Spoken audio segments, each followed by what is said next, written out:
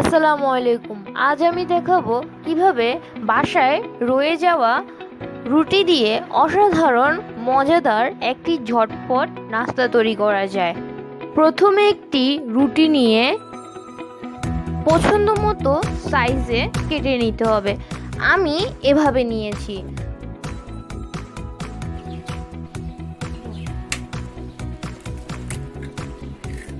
তারপর একটি বাটিতে দুটো ডিম নিয়ে তার মধ্যে স্বাদ মতো চিনি, পরিমাণ মতো লবণ দিয়ে ভালোভাবে ফেটিয়ে নিতে হবে।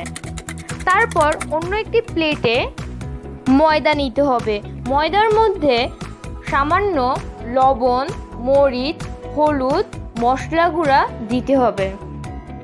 তারপর উপকরণগুলো ভালোভাবে মিশিয়ে নিতে হবে।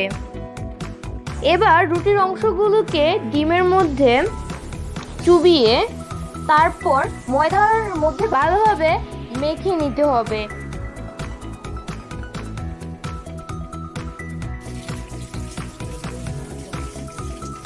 তারপর একটি পাত্রে তেল গরম করতে দিতে হবে। তেল গরম হয়ে এলে সবগুলোকে ভাজার জন্য তেলের মধ্যে দিয়ে দিতে হবে।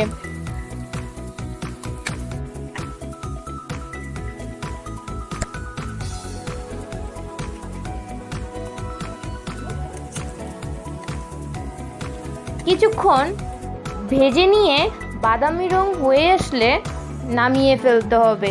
নামিয়ে পরিবেশন করতে হবে। এভাবে তৈরি হয়ে গেল ঝটপট অসাধারণ একটি নাস্তা।